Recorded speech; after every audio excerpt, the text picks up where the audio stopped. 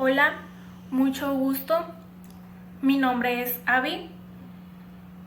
Lo siguiente que vamos a presentar va a ser un plan de intervención, en particular dirigido hacia un alumno de la secundaria número 2 que sufre discriminación y rezago por parte de sus compañeros, pues no están conscientes de que existe la discapacidad cognitiva y que hay ciertos niveles, por lo que nosotros le tratamos de dar posibles soluciones a esta problemática que más adelante se va a pues a concretar el contexto en el que está y las estrategias que le podemos dar. Esto está conformado por mi compañera Mireya, Ricardo Guillén y Michelle Martínez y su servidora Avi. Mi nombre es Avi Garaviz y les voy a comentar la problemática. La problemática que se observa es una situación donde el alumno no entiende por completo la clase de álgebra y al momento de hacer los trabajos o pasar al pizarrón no logra resolver el ejercicio que el maestro encargó para resolver. Como consecuencia de esto, el alumno empezó a obtener calificaciones bajas en su año escolar. A la par que empezaron a bajar sus calificaciones en dicha materia, que es la de álgebra, sus compañeros comenzaron a hacerle burla y empezó a recibir regaños por parte del maestro, quien pues no tiene conocimiento al respecto de la situación mental del alumno. Por su parte empieza a sentir cierto grado de estrés y enojo por la situación, ya que no logra entender qué es lo que está pasando, por qué le hacen burla y por qué le está yendo mal en esta clase, sin considerar que el estrés o frustración que genera en ir mal en una sola clase afecta el rendimiento de las demás materias. Sin embargo, el profesor de álgebra no logra ver que es más que un problema de atención, considerándolo pasajero o rebeldía del alumno. Mi nombre es Mireya y les voy a hablar un poquito sobre el marco conceptual. ¿Qué es la discapacidad cognitiva? Se habla de discapacidad cognitiva cuando el alumno muestra serias limitaciones o retraso en sus capacidades intelectuales y en la ejecución de conductas adaptativas al entorno que le rodea. Efectivamente, el concepto de discapacidad cognitiva ha cambiado a través del tiempo, transformándose desde una visión individual hacia una visión social, que tiene en cuenta la relación del niño o niña con el contexto. Es así como se han generado diferentes conceptos relacionados como discapacidad intelectual, retraso mental o discapacidad mental. Parten las teorías del procesamiento de la información, según García Madruga, de una concepción del ser humano como un sistema cognitivo capaz de procesar, almacenar y recuperar información utilizando más o menos la metáfora del ordenador y diferenciándose de este, entre otros aspectos, en su estructura física y su hardware, de naturaleza biológica y no electrónica. Finalidades de las observaciones. Primero, ayudar al alumno afectado principalmente, así como al docente y a los demás alumnos que forman parte del grupo del mismo. 2. Oportunidad para preparar a los maestros de dicha institución para poder tratar adecuadamente este tipo de problemáticas en el aula. 3. Facilitar el aprendizaje de todos para que trabajen a la par sin tener retrasos. Los profesores deben ser los primeros en identificar un problema con sus alumnos y, claro, cubrir sus necesidades. Estas finalidades se hicieron en base a las observaciones que se hicieron en el proyecto, con la finalidad de que haya un mejor aprendizaje y haya una mejor convivencia entre todos. Claramente, más importante entre alumno y maestro. Hola, mi nombre es Ricardo Guillén y les voy a hablar sobre las estrategias de planificación dentro del salón de clases. Una actividad muy importante y que da muy buenos resultados es el intercambio de ideas entre los mismos alumnos y a su vez con el mismo maestro. Esto ¿cómo se lleva a cambio? Se lleva a cambio ya sea si los alumnos tienen alguna duda, pues se apoyan en sus compañeros, para resolver así las mismas dudas, y así son dudas podría decirse, más complicadas. Pues se habla con el maestro, y el maestro, si tiene la respuesta, pues les explica a los alumnos, ¿no? Existe un formato de autosuficiencia en los estudiantes. Este es un ejercicio que se lleva a cabo para inducir a los estudiantes a ser autosuficientes.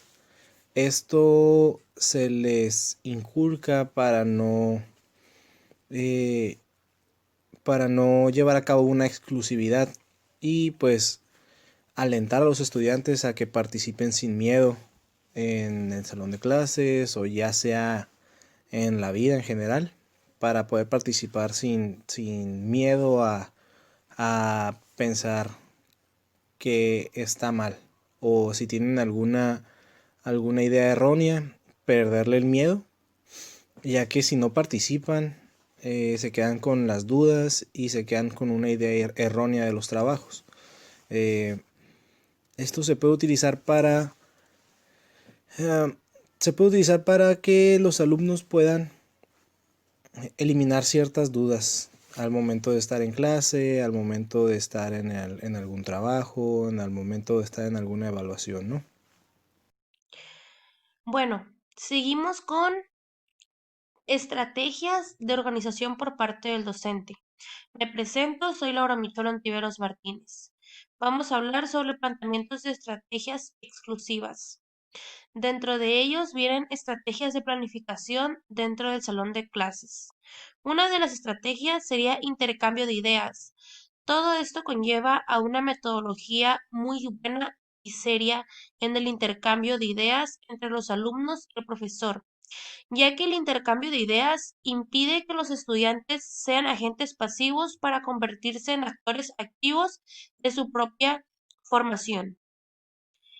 Otra estrategia sería formato de la autoeficiencia de los estudiantes. Esto es para crear nuevas oportunidades para que los estudiantes aprendan a ser autoeficientes. Con eso conlleva a la evaluación sobre el proceso de la información. La evaluación frecuente permite adaptar la información y los materiales a las necesidades específicas del momento para continuar con el avance deseado. Después sería estrategias de organización por parte del docente. Esto sería ilustraciones representativas visuales de objetos o situaciones sobre una teoría o un tema específico, ya sea fotografías, dibujos y dramatizaciones. También serían objetivos, eso vendría siendo enunciados que establecen condiciones, tipos de actividad, formas de evaluación del aprendizaje del alumno, que todo esto conlleva expectativas apropiadas. Luego vendría organizadores gráficos, que vendría siendo representaciones visuales de conceptos, explicaciones o patrones de información, ya sea cuadros sinópticos, mapas conceptuales, mapas mentales, entre otros.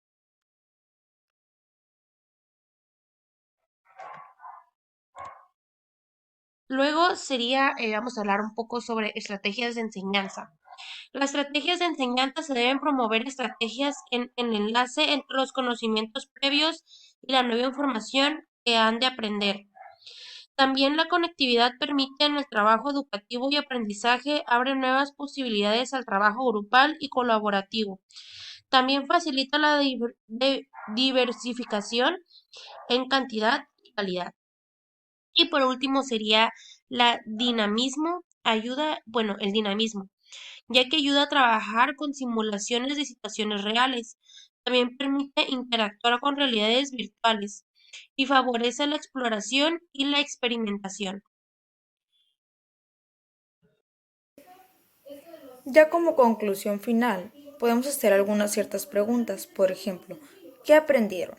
¿Qué retos tuvieron que realizar para poder sacarle esas observaciones? ¿O cómo llegaron a acuerdos para poder sacar esos planes de estrategias? Bueno, existen infinidad de obstáculos en la educación y en lo más importante, cómo ser un buen docente. Bueno, nosotros creíamos que solamente se trataba en organizar como un plan de clase, irlo a presentar, Pero no, nos dimos cuenta que es todavía mucho más complicado y más importante porque tenemos que reconocer los estilos de aprendizaje y algo muy importante, hablar bien en público. Sin embargo, pues con esto nos damos cuenta que esto es más real, que no es solo hacer un plan de clase e irlo a presentar, no. Hay un montón de métodos de aprendizajes, hay muchos métodos de estrategias y pues cada persona en el aula es diferente. Cada persona en el aula tiene diferente estilo de aprendizaje, formas de pensar, formas de comportarse, formas de aprender. Algunos son más rápidos, algunos más lentos, algunos de visuales, otros auditivos. Hay muchísimo infinidad de formas, ¿no? De las personas. Hablando ya de un poquito del tema, en la discapacidad hay muchos que es muy difícil para algunos profesores, para algunos maestros, llevar a cabo, porque muchos no saben llevar a cabo este problema, ¿no? Se podría decir. Cuando tienen una discapacidad intelectual no saben cómo manejarlo. No le toman como mucha importancia a esas ciertas personas o se desesperan y quieren que sean igual que los que no tienen alguna discapacidad intelectual. Entonces por eso se hicieron las escuelas para para los niños que tengan discapacidad intelectual, tal cosa. Entonces, como conclusión, es de que un maestro de una escuela que no sea para discapacidad debe de ver ciertos puntos, eh, aprender a hablar en señas, muchos puntos que se tienen que ver por si un día les llega a tocar un niño así, pues sepan qué hacer y cómo manejar las cosas, ¿no? Mm,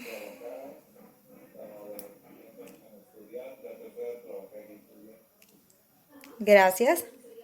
Espacio. Espacio por su